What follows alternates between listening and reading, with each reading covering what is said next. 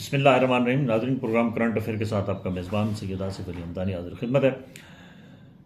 नाज़रीन, आज भी सुप्रीम कोर्ट, पूरी कौम की नज़रें सुप्रीम कोर्ट पे लगी हुई हैं। सुप्रीम कोर्ट का जो बेंच है वो बैठा हुआ है और थोड़ी देर में शायद कोई आज फैसला हो जाए कि या हुकूमत घर जाएगी या फिर चीफ जस्टिस जाएगा, क्योंकि तसलसल के साथ जो है वो सुप्रीम कोर्ट के जो फैसले हैं उसको तसलसल के साथ मुस्तरद किया जा रहा है।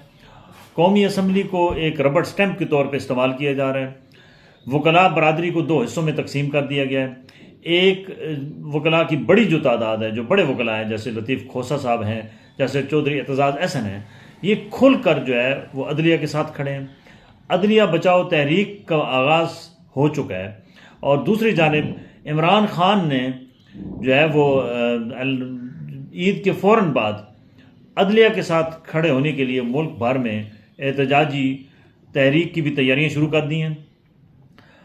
नाज़रीन, इस मुल्क के साथ ये बहुत बड़ा खिलवाड़ हर दौर में होता रहा है कि यहाँ जितने भी दौर आए हैं किसी भी जमहूरी सिस्टम को नहीं चलने दिया गया। जमहूरी वज़ीर आज़म को जो है वो मुद्दत पूरी नहीं करने दी गई। ये बहुत इदारे कमज़ोर हुए, जिसकी वजह से आज हालत यहाँ तक पहुँच गई है कि कोई इदारा भी इस वक्त पाकिस्तान के अंदर फ़आल नहीं है। हर इदारे के अंदर करप्शन, अकरबा परवरी और जो है वो बदइंतज़ामी अरूज पे है और तमाम शोबे जो हैं वो इस वक्त बजाय कोई माली जो है वो फ़ायदे के वो नुकसान में जा रहे हैं। आप PIO को देख लें, आप स्टील मिल को देख लें, ये बड़े इदारे थे जिन्होंने इस मुल्क की मैशत को चलाना था, लेकिन बदकिस्मती से ये इनके पास तनख्वाहें देने के लिए पैसे नहीं हैं। दूसरी जानिब IMF के नीचे हम लेट चुके हैं।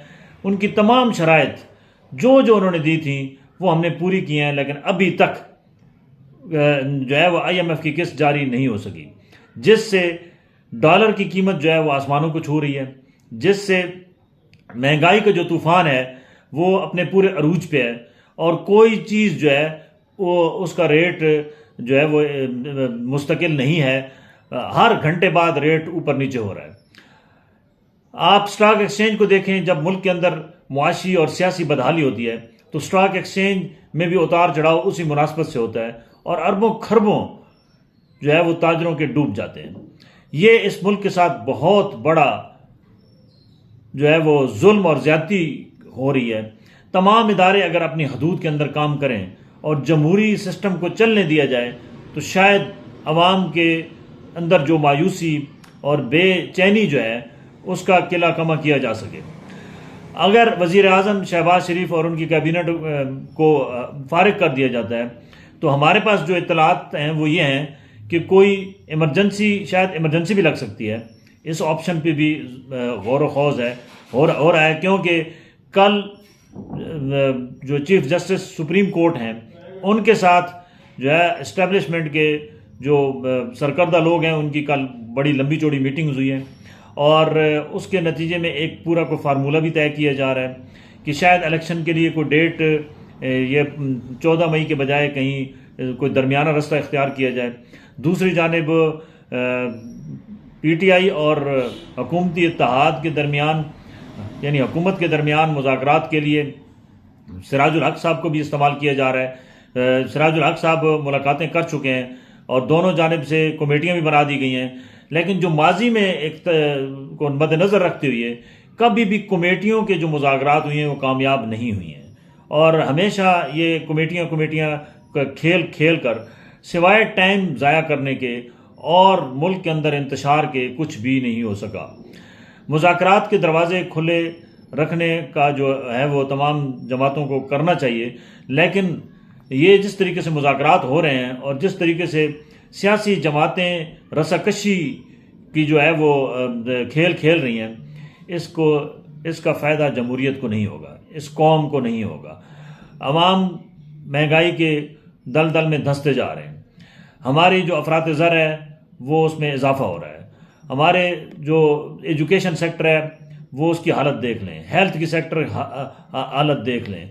अवाम को खाने पीने के लाले पड़े हुए हैं तो ये बड़ा एक जो है वो तासुर गलत जा रहा है बैनुल अक़वामी सतह पे भी।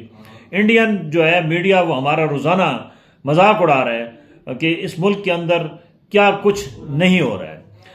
दूसरी जानिब इंडिया के अंदर जो है वो तवानाई के शोबों में तरक्की के लिए मोदी, जिसको हिंदू कहा जाता है, वो इतना मुखलिस है अपने मुल्क के साथ कि वो उसने जितने भी दरिया हैं इंडिया के अंदर उसके ऊपर उसने सोलर सिस्टम लगाना शुरू कर दिया है और तवानाई का जो मुतबादिल रास्ता है वो तलाश किया जा रहा है। जबकि हमारे यहाँ बिजली की कीमत में इजाफा करके गरीब की जेब पे रोज़ाना डाका डालने के लिए नए नए तरीके इख्तियार किए जा रहे हैं।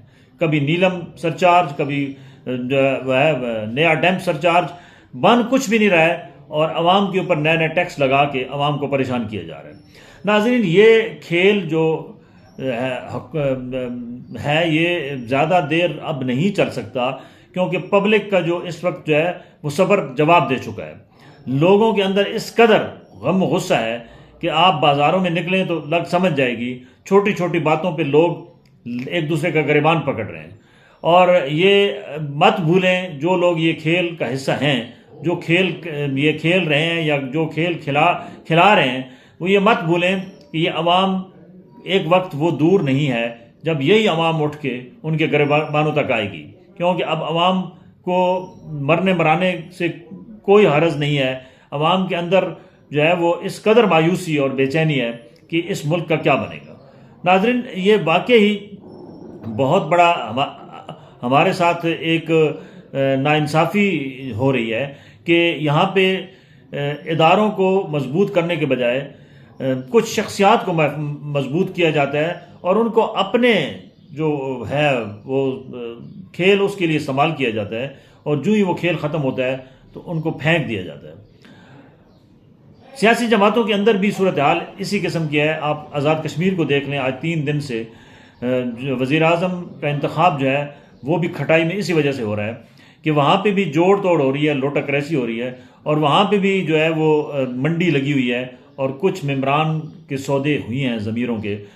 उनको कल एक मेंबर है उसके साथ वहाँ पे जो है वो पीटीआई का मेंबर था, वो मुनारिफ हुआ, तो उसके साथ जो पीटीआई के वहाँ वर्कर्स थे जो उन्होंने उसका बुरा हाल किया, उसको मारा पीटा।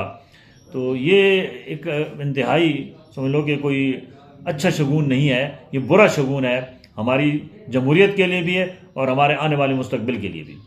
तो अवाम को अब यह है कि सोचना होगा कि जमहूरियत ही उनकी सर्वाइवल है, और किसी भी ऐसे इमरजेंसी या किसी भी ऐसे एक्ट का कभी भी जो है वो वहाँ पे हिस्सा ना बने और ना ही खामोशी इख्तियार करें कि फिर जमहूरियत पटड़ी से उतर जाए और फिर जो है एक लॉन्ग टर्म जो है वो एक आमरीत का दौर शुरू हो जाए। आमरीत में नुकसान ये होता है कि आपका मीडिया कोलैप्स कर जाता है, आपके साथ बैनुल अक़वामी जो बरादरी है वो आपका साथ नहीं देती, और मुआशी जो बदहाली है उसमें इजाफा होता है। अल्लाह ताला से दुआ है कि अल्लाह ताला वतन अज़ीज़ को अंदरूनी बैरूनी साजिशों से महफूज रखे और हमें इन बहरानों से निकलने की तौफीक अता फरमाए। बहुत शुक्रिया, अपने गिरद नवा के लोगों का ख्याल रखिएगा।